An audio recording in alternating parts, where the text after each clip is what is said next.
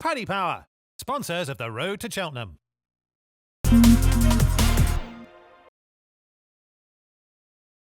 Hi everyone, welcome to Road to Cheltenham. Ruby, we have got so much to discuss from particularly last weekend. What a massive weekend it was. Oh, it was brilliant stuff, wasn't it? Yeah. Punchestown was amazing at the weekend. Haydock was good too, but Sunday at Punchestown was incredible. It really was. No prevarication, we're just going to get straight on with it. And the obvious place to start is the John Durkan.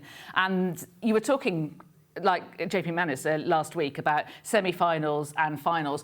This was a beautiful setup of race because of the trip it was, because it was right at the start of the season, no fitness advantage amongst the principals. No one had run since last season. 2.5 miles, ideal, great track in Punchestown.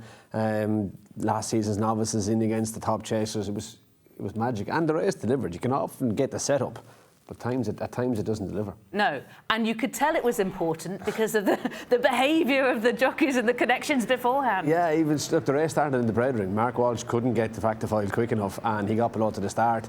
Danny Mullins was trying to hold his position in the purple colours. Derek O'Connor wanted to get in there and fast or slow. Like, before this race started, there wasn't an inch given. It meant a lot to a lot of people and everyone wanted to be where they wanted to be. Darragh O'Keefe is keeping up there on journey with me. Grange Clare West. Surprised some that he made the running. Probably didn't surprise me. Patrick tried that last year on Appreciate It. That's how he'd ridden him, and he kind of went about riding him the same way again. So, but it was intense and it was good. It was good, and I loved it. Derek O'Connor was obviously standing in for the injured JJ Slevin, and it's just that it strikes me the sort of the difference between the Derek O'Connor that you talk to in real life and the Derek O'Connor once he's got 2 feet in the stirrups and is on the saddle. It's like Max Verstappen, isn't it? One guy on the track and another person off it. Absolutely, all's fair and love and racing. Right, tell me how you viewed the John Durkan.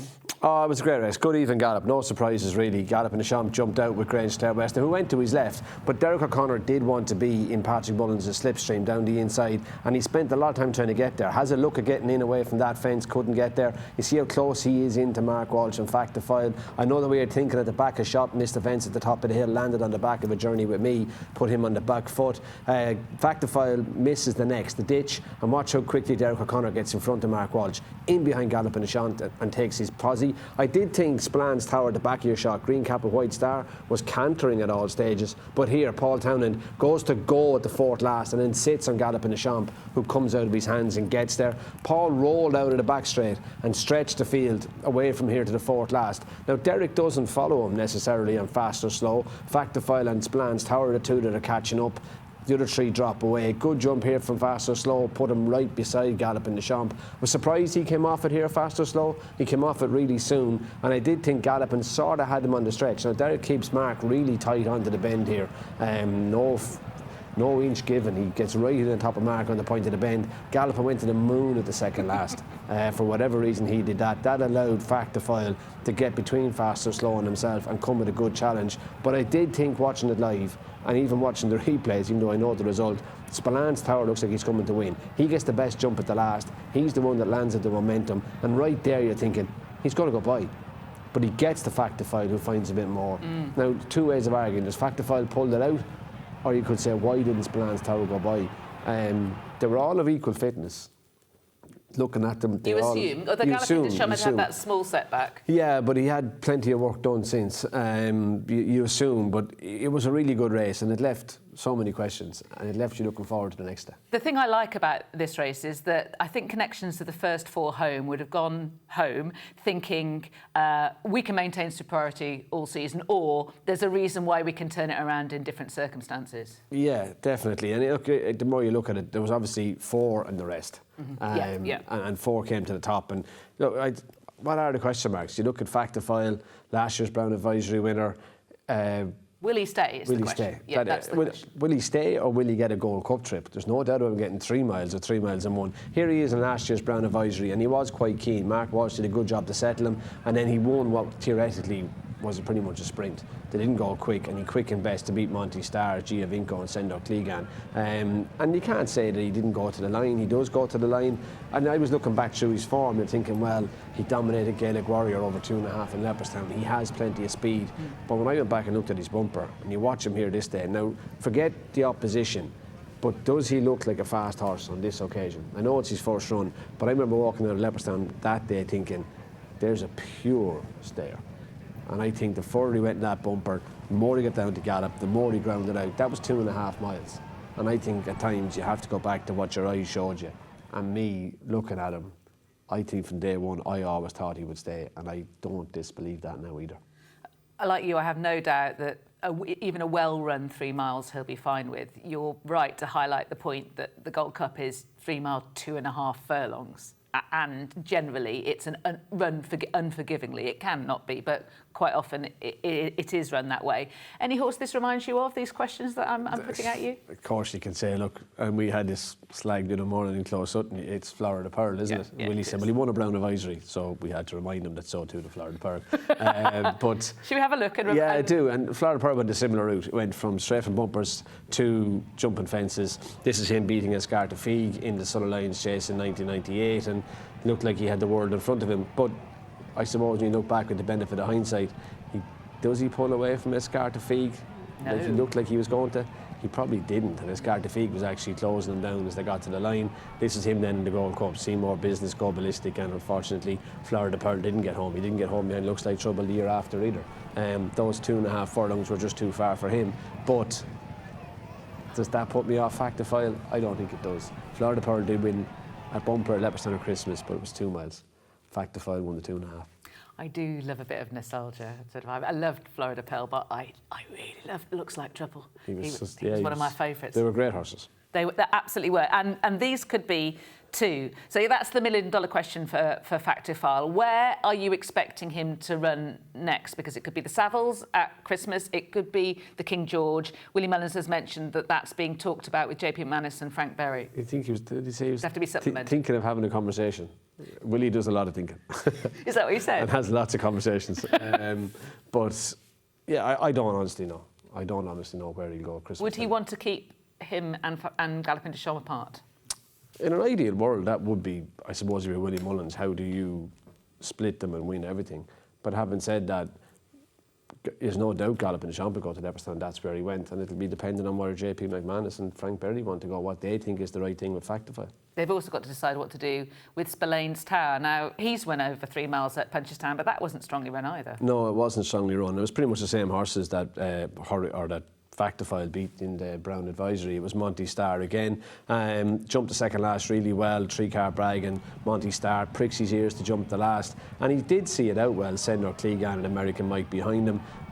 You wouldn't look at that and say he won't stay, but to me, Punchestown is an easy 3 miles, much easier than Cheltenham, much easier than Leopardstown, and then you got to go to the extra 2.5 furlongs in a Gold Cup. Will he stay or not? I'm not so sure. You weren't worried about him, Lydia, hanging a bit right in the closing stages. I thought it was more the way Jack Kennedy was riding him, because Jack never puts his whip from his left hand into his right hand. He keeps it in his right hand. Now he's riding him off his left rein, but to me, if he was hanging right, Jack would have pulled it through into his other hand. He doesn't, and there was no need to, because all he does drift over to Factifile.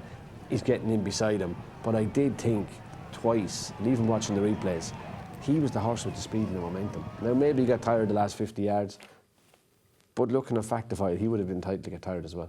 He was. I think Factifile pulled out more. He did come with speed and momentum. They kind of edged together. They do. I'd still feel that he was going. Well, I understand. I mean, you'll be looking at a more technical point of view. To me, the obvious thing would have been, why doesn't Jack switch his whip?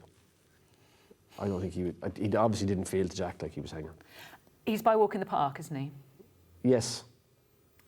And again, the 3 mile, 2.5 furlong point. Could be a question mark for Walk in the Park, but that said, I don't know the damn side of the pedigree. And I would be of always German flat pedigree, I think, off the top of my head. I'm sure Jane would correct me if I'm wrong. He's homebred, isn't he? Noreen bred him, didn't she?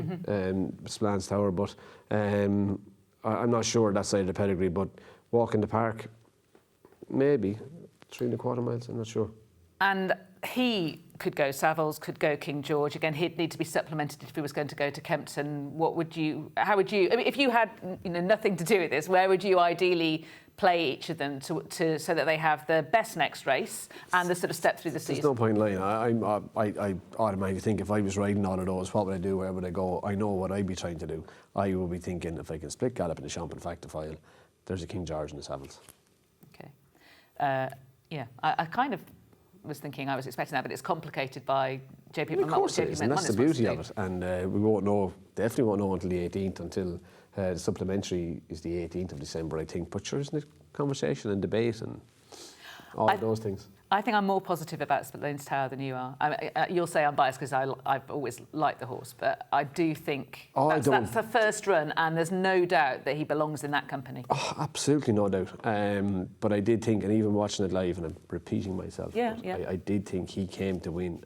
Didn't win. It's certainly something I shall bear in mind. So it's lodged in my brain. Now I thought Galopin Des Champs ran an absolute stormer there. So do I. He did. He was ridden positively. He went forward. He was the first time at Punchestown that he lost less than 5 miles per hour for fence when he was jumping. He jumped well, or he grabbed a little bit at the last ditch, and even the second last when he went to the moon, he lost a huge amount of speed. He lost 6.7 miles per hour, and he lost over 2 lengths to Factify at that jump. Factify was low and slick, whereas Galopin was way up in the air.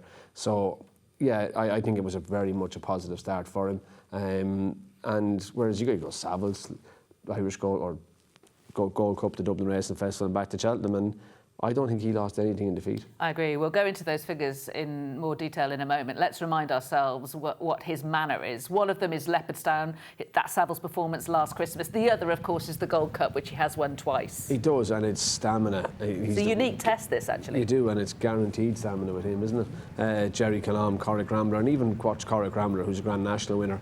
To me, it shows the staying power of Galopin Des Champs, and even Jerry Calam. And the class. Yeah, and the class. But watch how Corrick Rambler goes up and down the one spot here, just as he gets to the end of the run, gets to past the junction. That just shows you. Look how slow he ends up getting. I think this race took Corrick Rambler to places he'd never been before. And never wanted to go again. Yeah. No, I'm serious. I do. Long press says forward. This is Punchestown. Look, this second last fence, it's just you can't go that height. Now, if we did have a better camera angle, you'd love to be able to watch that from overhead or from behind, just to see exactly how far back he stood. Because I'd say he stood so far off that he had to go to the moon to get there. And then he was a bit better at the last. Factify is magic when he gets in. But look, that was the first time that Galopin Des Champs had lost under 5 miles per hour on average per fence at Punchestown. And perhaps that's what swung him with fast or slow. I think even on lengths gained or lost, it was the first time the fact that Galopin got closer to fast or slow. He actually swapped, didn't he? Got closer to fast or slow. You know what I'm going to say, don't you? Go on. Tactics, isn't it? Tactics. Of how you ride Galopin Des Champs, which at the moment that he bounced out in the way that he bounced out, I was thinking, yes. Yeah. He is. He was positive on him and he sent him forward. Even the fractions of it, I'd say he got it right. I don't think they went too hard. They went quite even throughout the race. It was 29 miles an hour up by the 4th fence. When they ran down the hill to the 7th, they were doing 34, but that's running down off a hill, so you can't necessarily measure that because it dropped back to sort of 29, 30 all the way down the back straight. So it was an even gallop that built up from the 4th last home. You don't think that Galopin Des Champs and Fast or Slow engaged a little bit sooner over 2 mile 4 than is probably ideal for horses that are both Thurstayers, in my view? I don't, and the more I look back at the sections, so Paul rolled out of the back straight on Galopin Des Champs, which is slightly downhill before you rise to the 4th last. Derek didn't follow him, and then Derek jumped the 4th last really well, and actually, when you look at it here, watch Paul rolls and Derek doesn't follow him, but actually the undulations of Punchestown, if you keep watching Factify and Spillane Tower, to me anyway, they end up having to chase the 2 in front slightly uphill from 4 out to 3 out. So Derek and Paul waited until they got to the 3rd last to go when you're almost on top of the hill to run down into the straight. So even when you look at the fractions, I actually think the 2 lads in front got them spot on. It's just 2 better horses beat them. This is slightly uphill. You can see Mark Walsh on Factify, Spillane Tower, they're chasing up to the 3rd last fence. That's side to climbs. Now Factify or Fast or Slow comes off it here. They get onto the top of the hill in the 2nd, and then they press go from here down into the straight. Now then Factify gets stopped, so it's a huge performance out of him to go and get them back. But no, I don't think they got the fractions wrong at all. It's different. I'm not exactly saying that they got the fractions wrong. You just said beaten by 2 better horses. I think they were beaten at this stage. At 2.5 miles, sorry. Yeah, at the trip, yeah. Absolutely. I suppose what I'm quibbling is neither of those 2 horses aren't riding their ideal race at that trip because they can't, because it's not what they're... You're trying to maximise what you have at the distance. Yeah. And to me, I'm not so sure about Fast or Slow. I think he might have been slightly disappointing, But I do think Paul maximised what he had at the trip. I agree with that. But Fastest Slow, what he was slightly compromised by the argy-bargy he got into to some degree, didn't he? I mean, he came off it, as you point out, but then he's chasing to kind of hold his position. And I was disappointed that he came off it at the back of the third last, even with a really good jump. And when you look at horses, you look at experience, I'd have thought the argy-bargy being real tight to Factifile would have inconvenienced him more. He's only coming out in novice races and jockeys do purely ride a bit wider, a bit looser in novice races than they do in condition races. Yes. And Derek was on top of Mark Walsh. And to be honest with you, the horse that could have learnt most on Sunday is Factifile. I think I was really impressed with how he managed with being with the big boys league. Stuck in down the inside, Yeah. things were tight for him. Like I'd say, talk about making a man of him. I think Sunday could have. I like all 4 of these horses for different reasons. Fast or Slow is another one who potentially could be supplemented for the King George, and so it looks like this race might have had some very interesting knock-on effects for Kempton. Even when you look at Fast or Slow, always at Punchestown, he loses on average minus 0.35 miles per hour. A little under or a little over, in or around there. Like, he's a really slick, really quick jumper. If you think that on average he's a mile and a half quicker at every fence, or loses a mile and a half less per hour than Gallop in the Champ, like, to me, jumping around Kempton, 4 down the back, 3 up the home straight. And you'll see it as we go through some of the novice later. There are different tracks that suit jumpers. And Punchestown suits a jumper, and I think Kempton really suits a jumper because where the fences are. So you're suggesting Martin Brassel should be thinking about the King George I supplement? definitely wouldn't be ruling it out anyway. Yeah, okay. You mentioned that this was a race that broke into the class acts for extremely good horses who hopefully are going to have a very good season in their own different ways, and the rest. Yeah. Anything further back catch your eye for other targets? To me, there was 2, Manila Cocooner and I Know the Way You're Thinking. And if you look at I Am Maximus, who, look, JP has said and Willie has said it, that they're thinking about going back to the Grand National with him. I think when you look at his rating and you start to come back with the horses that could be in the race, I Am Maximus is a 169, I think he is now. So like, even when we get to Brave Man's Game, he's down to a 159, 11-2 in the Grand National. You look at Manila Cocooner, you look at I Know the Way You're Thinking, they're the kind of horses that are going to be players in Grand Nationals. I know that Gavin Cromwell going into the race was saying that he'd settle for a place with I Know the Way You're Thinking. It didn't really work out that way.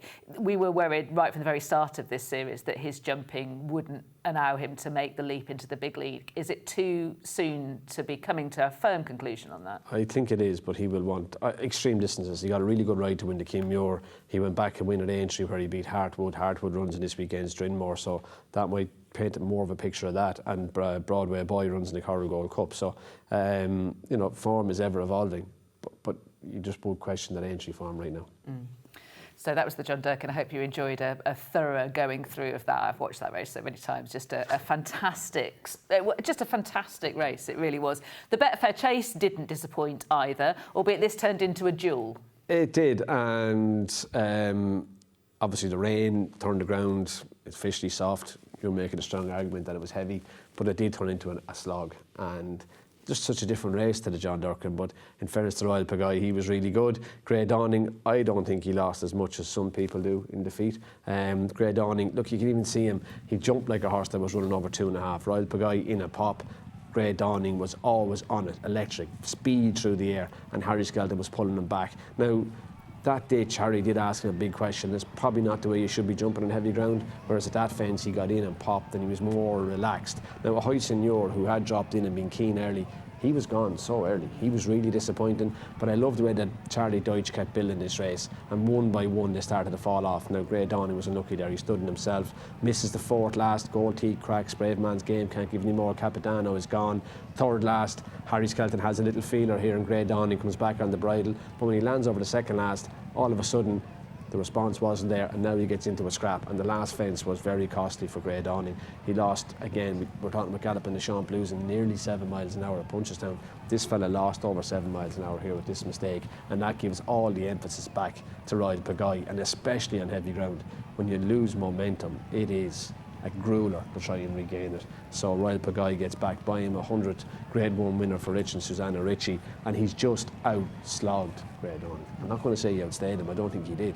he just outslogged them on heavy ground. Yeah, I agree with that. He is the hardened performer. Of course, he was coming back from having fractured his shoulder in the fall of the Cotswold Chase. So you know, fair dues to the Venetia Williams team for getting him. It's fit enough to be able to do that. But he is an older horse, more used to those kind of conditions. Grey Dawning hasn't really been in that kind of contest it's before. even when you get in real heavy ground. Royal Pagaille goes along and chips in and pops and chips in and pops and chips in and pops. Whereas Grey Dawning, I think at the class that he's going to be running at, needs to jump the way he jumps. It just doesn't suit heavy ground. How good is Royal Pagaille in these conditions? Because we were talking last week, you know, Grey Dawning has to win here in order to be considered a serious Gold Cup horse. However, this is Royal Pagaille back to his very best, at the place that suits him best, much better than any other track in the country, and in conditions that he particularly excels. I think when you and I sat here last Thursday, neither of us could have foreseen the ground at Haydock the way it was. I most certainly didn't anyway. I was expecting a much better ground at Haydock, and I suppose a classier Grade 1 than what it turned into.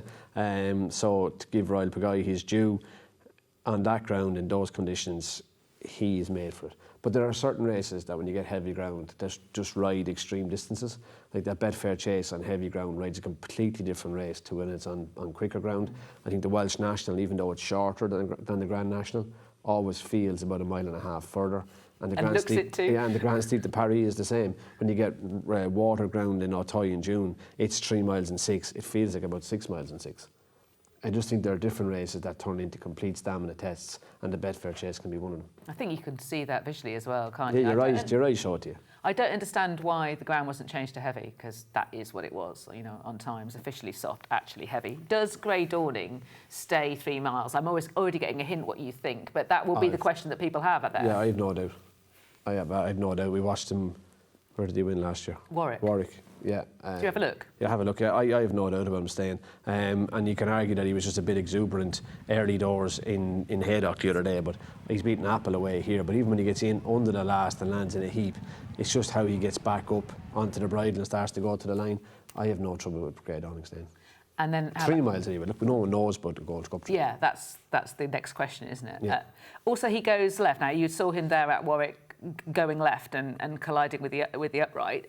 He also, one of the reasons why he made that mistake at the last is because he's habitually adjusting left. Yeah, I'd say it was also coming to the end of his stamina, and it's a big question. To me, there are only certain amount of jumps any horse has in a race, and Grey Dawning, through his exuberance, probably used a lot of them early in the race. Yeah. But and if you go that way and you're tired, you're very much going to go that way, aren't you? Yeah, usually. Yeah. What do you think? I mean, Dan Skelton's immediate reaction to that was, one, he was really proud of Grey Dawning. Two, he was going to give him a lot of time to recover. He's since been really impressed by how the horse seems to have come out of the race, and therefore he's left him in the King George. What's your feeling about that? I watched it in Punchestown with my father and David Casey, and the three of us walked out of the racing TV room thinking it'll be a long time before they get over that, and I haven't changed my impression. And can horses be deceptive in that way? So, you know, you have that immediate impression, which was also Dan Skelton's immediate impression. Then the horse seems to come out of it quite well. Look, the beauty, or not the beauty, the problem is that they can't talk. If they actually could talk, it'd be such an easy game. So Dan will have to judge him, and in his own way, Grey Dawning will tell Dan Skelton how he's getting over it. Okay. We're going to analyse the Betfair Chase a little bit further. In fact, Ruby is going to analyse it. This is because the ITV team and others have questioned whether Harry Skelton essentially made his move too soon on Grey Dawning. So it's going to be over to Ruby to analyse this. So there were a few question marks last week, not just about Harry Skelton, but other riders about making their moves too soon, and you give anybody a second go at something, and with the benefit of hindsight, and they would change what they do. But you also have to look at why they did what they did. And I think when you look at Harry Skelton on Grey Dawning, when you watch him at the third last fence, when he lands here, he squeezes on Grey Dawning and he comes alive. So he sits beside Charlie Deutsch. But watch him here when he lands, he asks, no response, and then he has to commit him. With that slap down the shoulder, Grey Dawning starts to find. But now he's committed, and when you commit on heavy ground, unfortunately, you can't uncommit. He does go for a big jump at the last, but it's sort of all duck or no dinner at that stage, and Grey Dawning puts down. So if you gave Harry Skelton another opportunity, he probably would delay his challenge. but he only made the challenge because he didn't get the response he was looking for when he asked for it. And as Ruby hinted, there'll be another Analyse This later on in the show, looking at a similar thing. Let's have a look at the King George then. We've mentioned it in passing a few times, but there was quite a, well, seeming surprise at the forfeit stage when Willie Mullins took out all of his runners. There were some that clearly didn't really have a chance, and there were others that had reasons not to be there, not least Gaelic Warrior. Yeah, the scratches didn't take long in the office the other morning. The only Capadano had run too poorly at Haydock. Gaelic Warrior wasn't going to have had a run, neither was he let Tomp. Blue Lord and Fernie Hollow were intended to go to Cork, to the Hilly Way, as their first start, and that's too close to King George. And Gaelic Warrior, or not Gaelic Warrior, Gallop in the Champ is going to Leopardstown. Did I miss anything? I don't think so.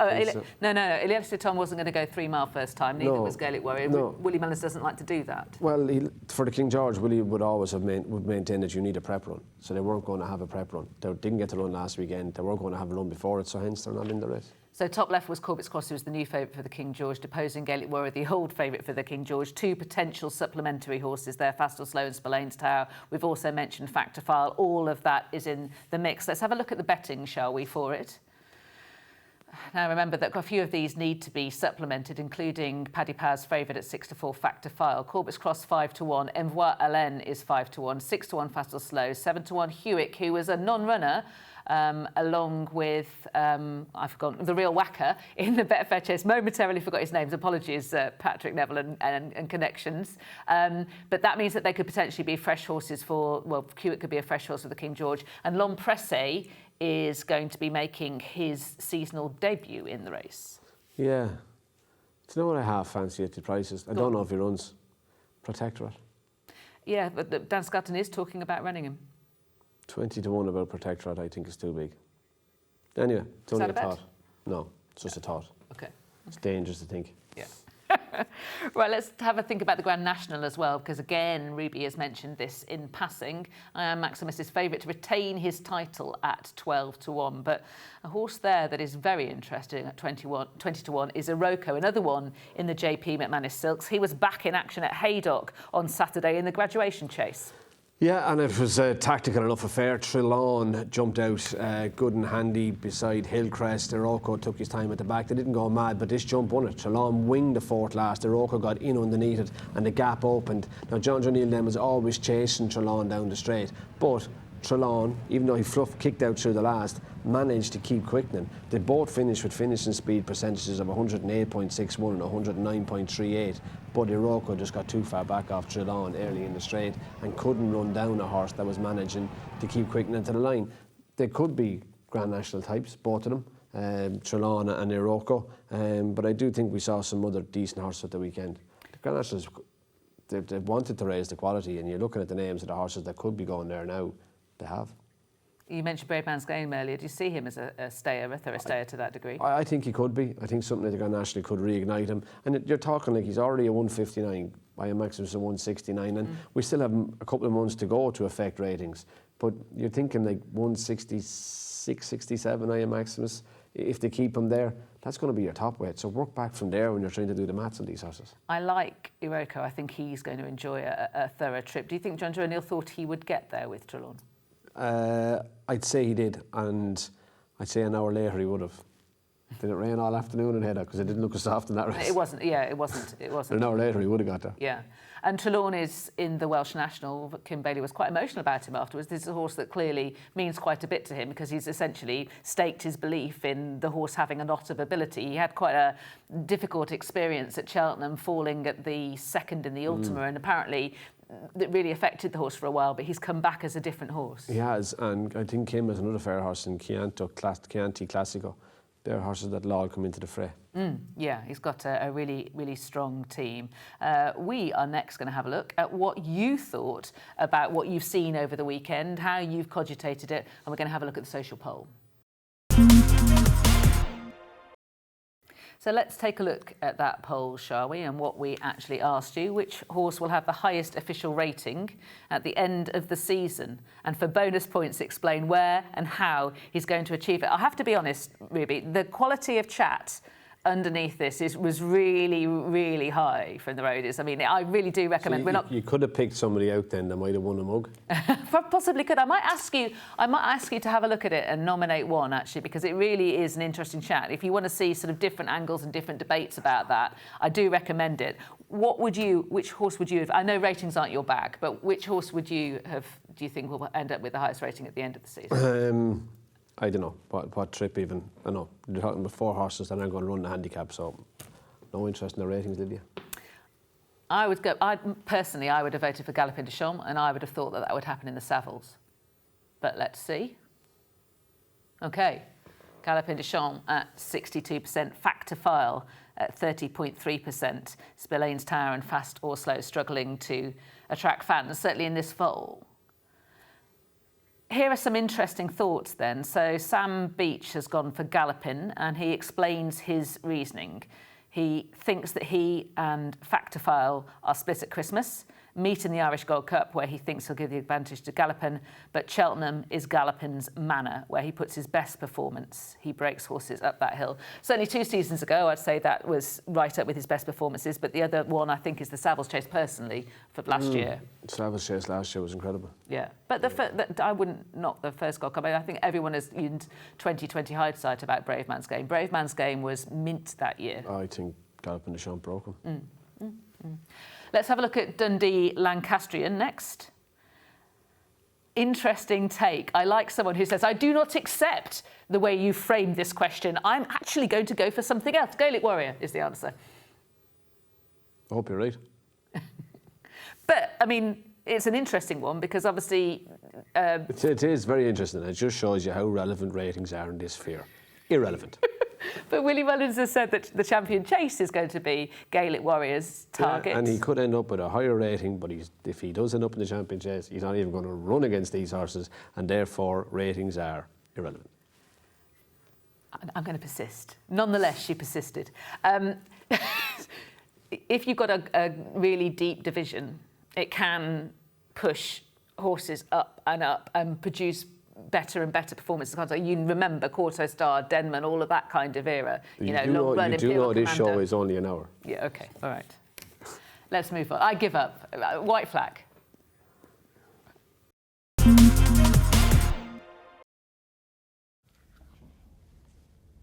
Okay, gents, next item on the agenda is we need to shoot something to use in the ad slot for the Road to Cheltenham. The what? Road to Cheltenham ad slot? The Road to Cheltenham?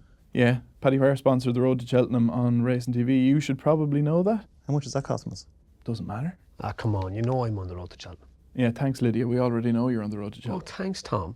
So now you want the viewers to endure me for the show and the ad slot? Well, we can't afford to bring in anyone else. Because the amount of bloody money we're paying to sponsor the thing. Oh, forget it. Paddy Power, sponsors of the Road to Cheltenham. Apparently. First I've heard.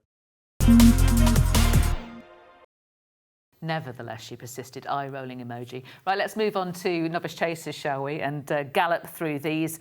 Ballyburn, who was so impressive as the novice hurdler, the top-rated novice hurdler of last season, has made his debut over fences. Yeah, he was good. Turned up a Punchestown. Looked pretty fit, Lydia, tell you the truth, and booked out, usual, head in the floor, tanking forward with Paul Townend as he charged up to the first fence. But what I did like about him was how he pricked his ears and looked at the jump. He knew what was coming. Skewed a little bit behind in the air there. Again, has a good look at the second fence.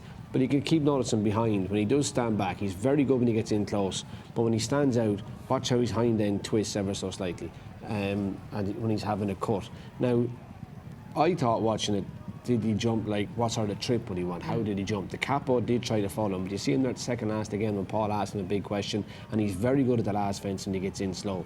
But he lost on average 5.3 miles per hour per jump. That doesn't scream 2 mile chaser to me. I thought he hung in the air. Now my eyes, as I watched it live, I thought he's hanging a little bit in the air. He was never getting away from the capo through jumping. And I kind of thought, I wonder what your trip is going to be.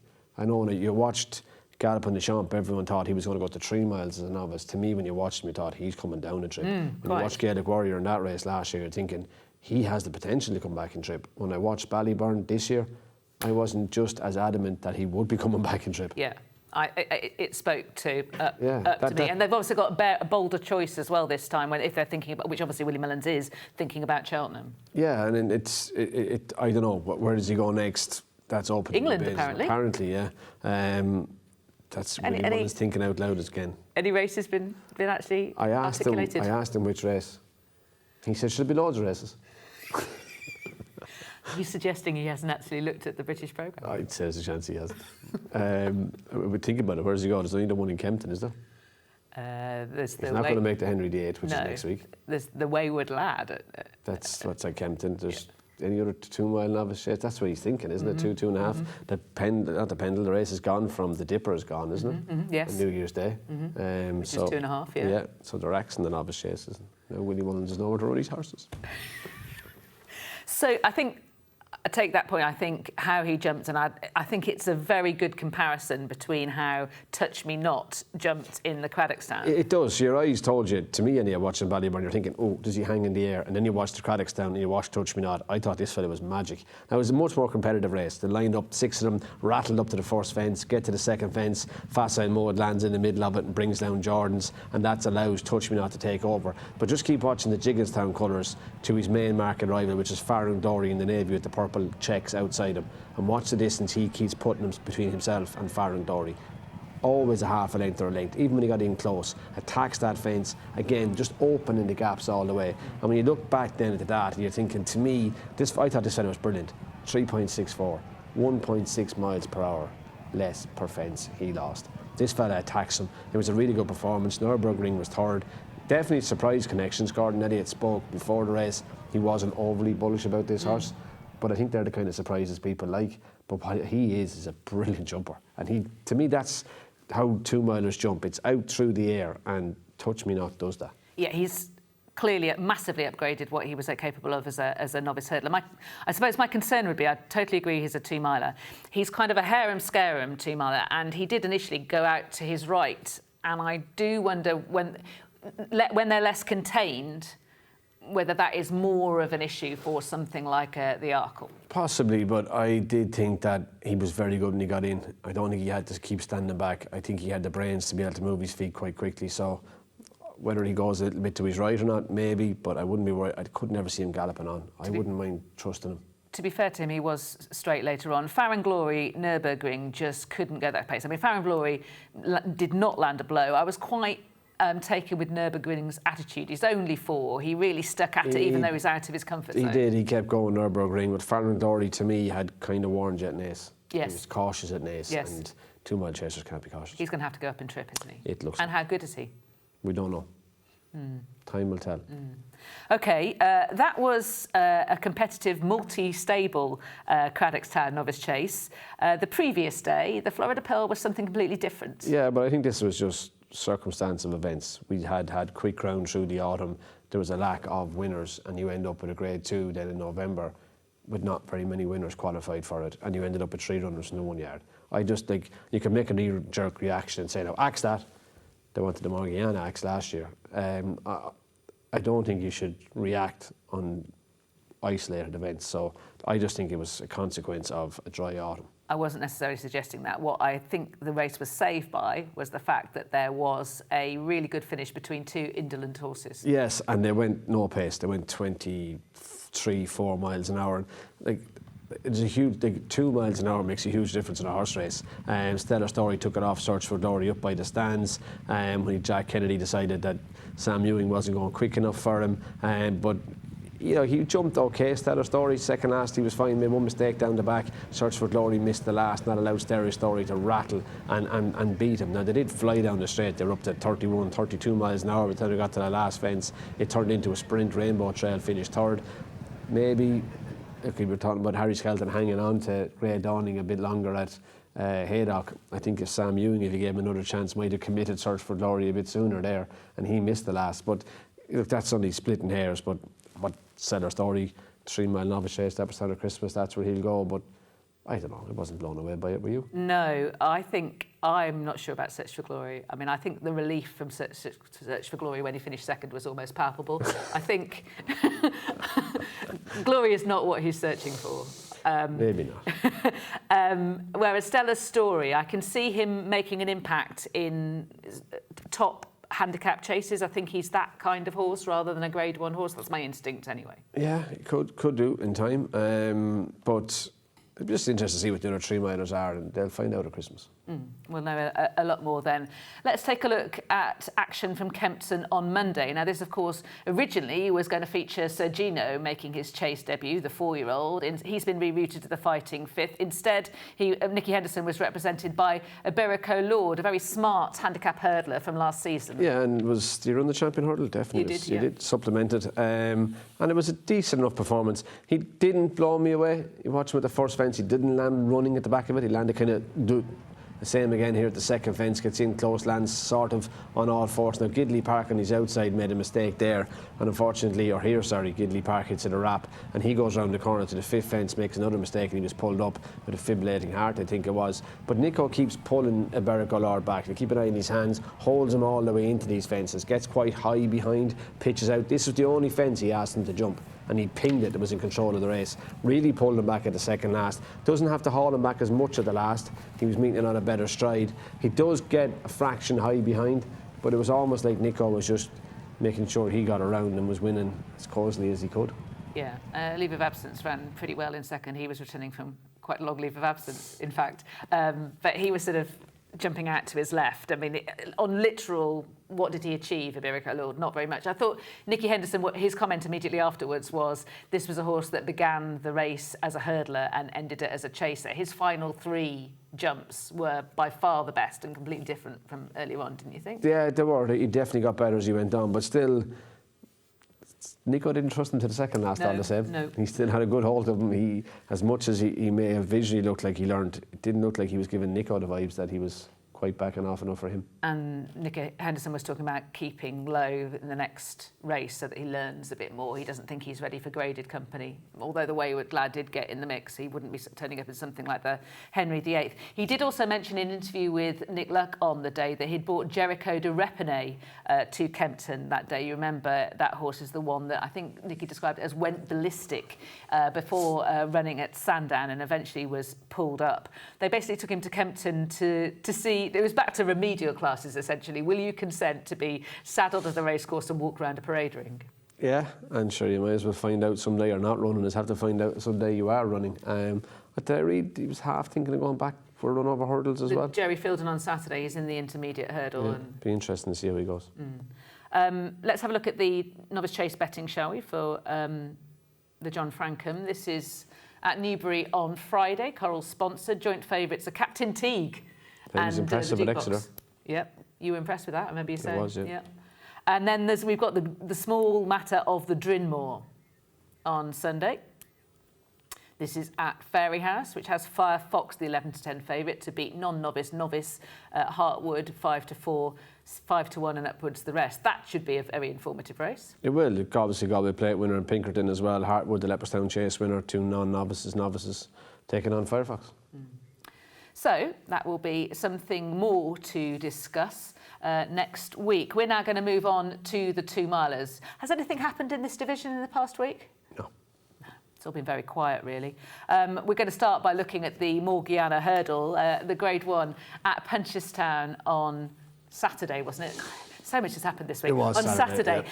And we'll come to how Lossiemouth sent her excuses in a moment. Let's focus on the actual racing, because this was pretty unpredictable, certainly according to the market, albeit that the way the race developed was slightly more predictable. Yeah, the way the race was run was very predictable. The result wasn't predictable to me. I didn't foresee it, but Jack booked out Brighter Days Ahead. As we pointed out last week or the week before, she does go a bit to her left. Very noticeable here at the second hurdle from the camera from behind, just how much she shifts across and ducks out. Statement, Paul Townend must have been delighted with where he was, good position. She flattened the 5th hurdle, the 4th hurdle, Brighter Days Ahead, and again at the 3rd last she clatters the hurdle, but she didn't lose much speed. Now Jack built this race up, 30-ish miles an hour all the way, 32 miles an hour, 33 here onto the point of the bend, and he was able to maintain a good gallop all the way down. Paul switched out to have one go on him after he rounds the bend, and Jack was still quickening. Jack had dragged Paul from far enough out to make sure fitness was going to count,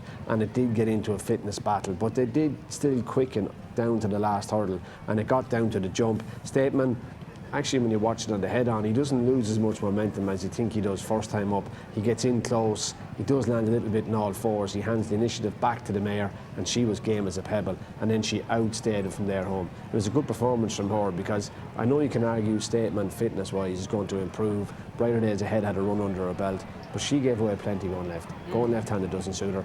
I'm not sure even making the running suits her. I definitely do agree with that. I thought she really didn't like it. I think she'd be a better mare getting a lead. Now, what leads her?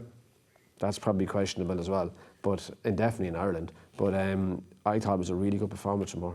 Strongly run race on a left-handed track, that's what Jack Kennedy thinks would be the Bow ideal for her. And you're looking at her, regardless of where she ends up by the spring, the next 2 races for her are left-handed at Leopardstown. And those next 2, oh, right, OK, so you're talking Matheson and Irish Champion Hurdle. Yeah. Now, I think that Stateman's got a good chance of turning the tables in those 2 races. I'd fancy him less to turn the tables in a Champion Hurdle, and we'll talk about whether it's the Champion or the Mares in a moment, just because it's more speed favouring. You were talking about how Jack built it up. Matheson could be, because by the 29th of December you could be on the very inside at Leopardstown.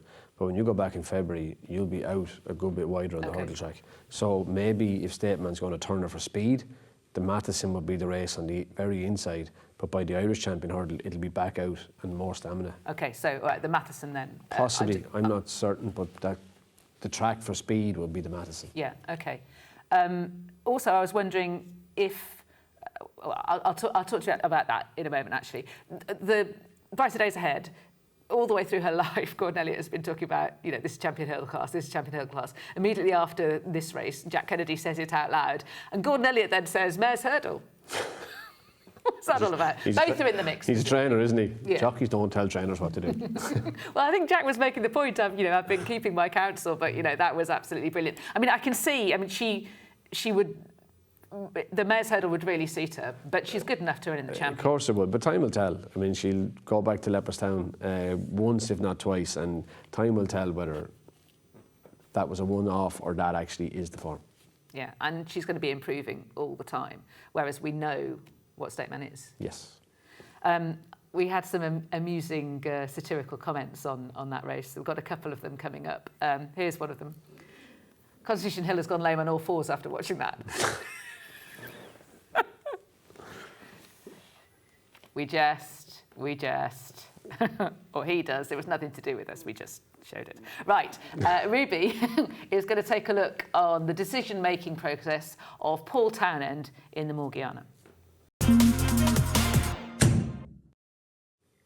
So earlier in the show, we wondered if Harry Skelton would like another go aboard Grey Dawning, and I'd say the same could apply to Paul Townend aboard Stateman in the Morgiana Hurdle. He probably did get to Brighter Days Ahead a bit soon and got by her, but why? So he's cantering to the second last hurdle, and you can see he's locked onto Stateman as they climb onto the top of the hill before Jack Kennedy presses to go on Brighter Days Ahead. But as soon as he does and Paul's hands get on Stateman's neck, watching the camera switches, he nudges and nudges twice. Go, no response, gives him a tap, and then he gets a response and he comes out. But a bit like Harry Skelton, once you go on softish ground, you have to keep going. He quickens up to get by Brighter Days Ahead, but it's a long way from the bend to the last hurdle, and by the time he gets to the last hurdle, she's starting to come back to him. He misses it, she gets back up. Of course he'd like another go, but why did he commit? He commit because he didn't get the response he was looking for when he asked from it, and then he reacted a second time. Unfortunately, the second reaction wasn't the right one.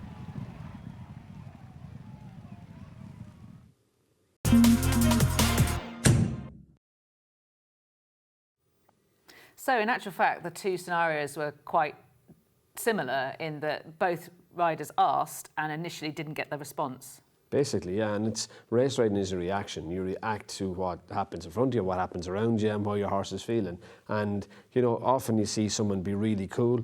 They'll have asked a question before. They'll had a little feel and thought, oh, I'm cantering, and slow down. Mm-hmm. But when you ask and you don't get a response, always your reaction is to ask again. And often that can be the wrong thing to do. Given his time again, / did he intend to, and Stateman sort of wandered, would Paul Townend have challenged wider of brighter days ahead to allow her to make potentially more of an error at the final? Because his presence on her left kind of kept her straighter than she would have done otherwise, because she goes to her left but not as far as she had done earlier in the... I'd probably have gone the more Derek O'Connor approach. I'd have got much closer and given her absolutely no room to go left. Because usually when a horse that goes left or right can't go left or right, it tends not to get off the ground. Ruthless. Absolutely. A person without ruth.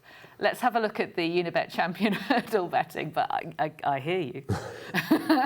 So, by dint of staying in her box, Lossiemouth was made favourite. Everybody looked at the Morgiana and went, right, OK, Lossiemouth should be favourite for the Champion Hurdle. She's 9-4. Stateman deposed to 4-1. Constitution Hill, more on that in a moment, 9-2. Sergino, 11-2. Brighter days ahead, just 7-1. Is that how you'd have reacted? It sounded to me that you thought Brighter days ahead was in the... Absolutely. No, I didn't react, but I think you'll learn so much more this weekend, and maybe we'll learn a hell of a lot more at Christmas. But like from a division that was a one-horse race this time last year, plenty of spice to it now. Which is great, but there was a little bit too much spice in certain elements in the last sort of 10 days ago. So let's talk about Lossiemouth, who everybody seemed to know would not be running, even though she'd been declared for the Morgiana. Now, she was withdrawn in the end with a stone bruise. She had a stone bruise. Oh, no, what? She had a foot bruise. A what? A foot bruise. There's a difference. Is there? Apparently. Who told you this? Willie. I said stone bruise at the race on Saturday and he corrected me. And now I never asked why, but he corrected me, so... Do you know the difference between a stone and a foot bruise? I don't. No. But there is a difference, apparently. OK, so, there's no betting perspective on this. No punter was harmed in the making of this decision. But I suppose what I'm talking about is how there is this sort of knowledge between those who are in, but yet, the sport has to play a straight bat. The Racing Post has 4 horses on their front page. One is Lossiemouth. The opening show starts up, and the first horse that we see is Lossiemouth, only to be withdrawn 3 minutes later. It's just that discomfort that I have between, what seems to be known and what is actually happening. Now, you and Gary discussed this on Saturday, didn't you? And Gary suggested, could there be a scenario whereby the trainer says horse X is only going to run in the event that something happens to horse Y? And I can understand why he said that. I can, your mind would logically go there. But I think that means that more powerful trainers, your Willie Mullins, your Gordon Elliott's are on the flat, Aidan O'Brien, John Gosden, whoever, would basically see the declaration stage as provisional. And, the more powerful the operation, the more options they can have to sort of sit on a race. And I think it would cause betting chaos and confusion. Possibly. I was still thinking about a foot bruise and a stone bruise. Obviously, a stone bruise comes from a stone, and a foot bruise is a bruised foot. When you think about it logically, there's your answer. But as regards the rest of it, I could see where Gary was coming from. You see when there's meetings with inspections, you have a horse with a first preference and a second preference. But that's in very strict circumstances. Yeah, and this obviously has to be in strict circumstances too. That's number one. That's number two. Obviously, you couldn't be declared if you were going to keep another horse out of the race. No way. You couldn't have a preference. So I can see the logic behind it, but she had a foot bruise. Then there's Constitution Hill, which is a different one, because there was... We're still talking about him. Yeah, I know. Many people feel like that as well. I'll be serious. Many people Can we talk about him when he goes to the races? Well, just to make the point, there was a betting perspective here. The Fighting Fifth was not non-runner, no bet, which the Morgiana was from the moment that Lossiemouth was declared, so there was just a Rule 4 that applied there. The Fighting Fifth was not non-runner, no bet. It was on anti-post terms. Yeah, it's anti-post. Yeah, exactly. Right. So, as far as everybody knew, Constitution Hill was running and Sergino wasn't, and bookmakers did report that there was a drift on Constitution Hill and interest in Sergino in the hour or so immediately before the announcement was made. And it's so infuriating because I can see the whole Seven Barrows team.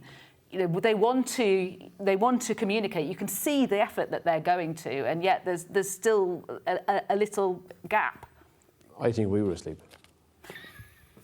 Do you? Do you? We thought it last week that Sergino run the fighting fit. You thought it. You said it 3 times, no less. I was sound asleep last week. Yeah, you were saying it 3 times. You said they're running the wrong horse in the Constitution, in the Champion Hurdle, not in so many words. Now, Tony Armstrong had a different view. Had a different view to the Morgiana. Tony, can I just congratulate you on making television with this particular sentence?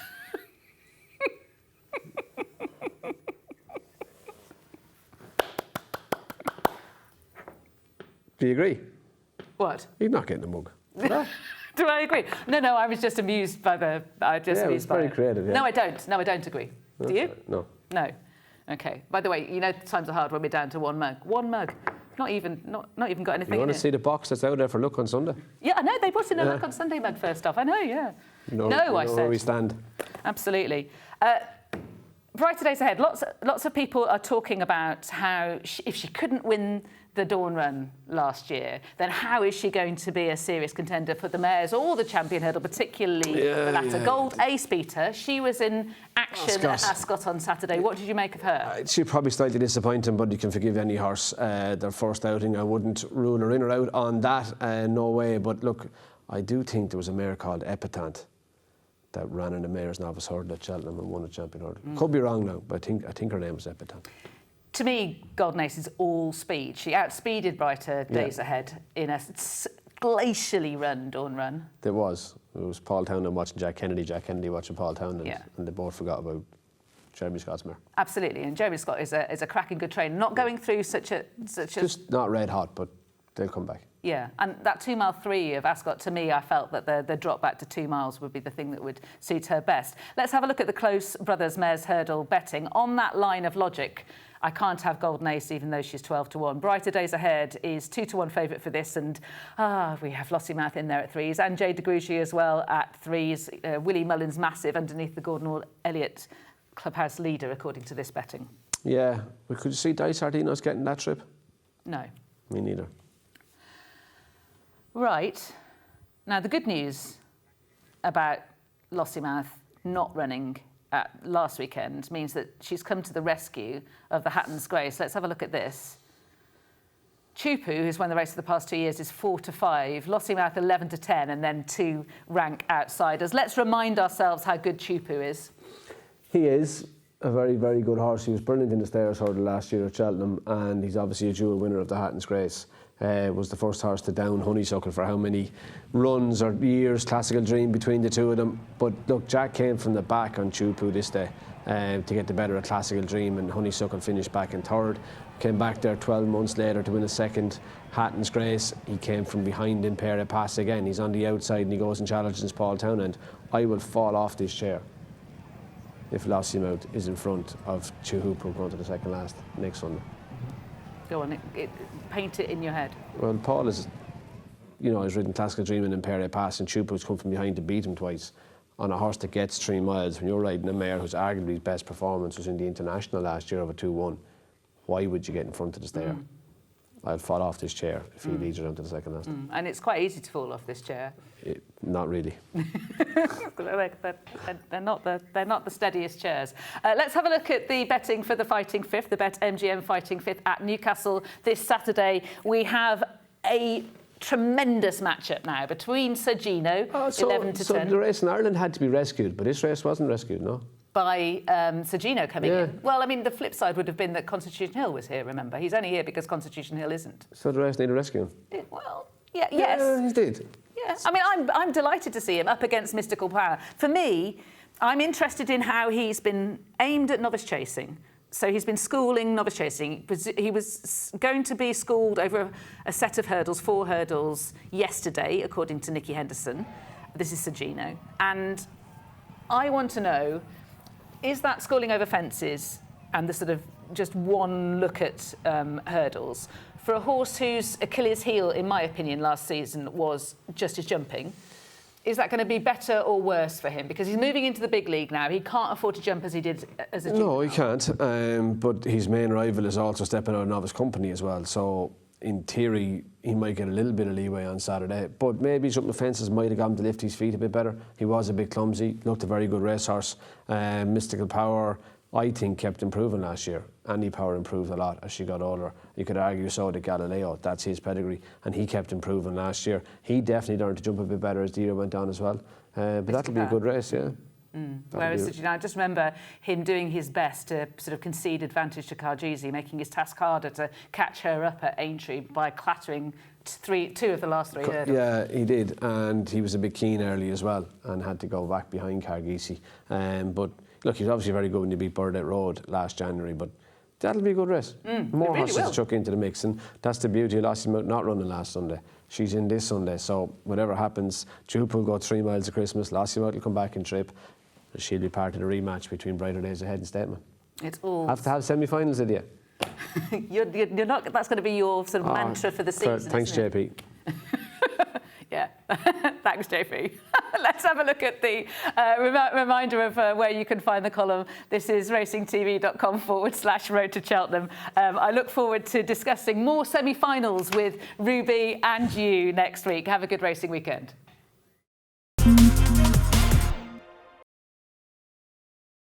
Paddy Power, sponsors of the Road to Cheltenham. Watch live racing now on racingtv.com.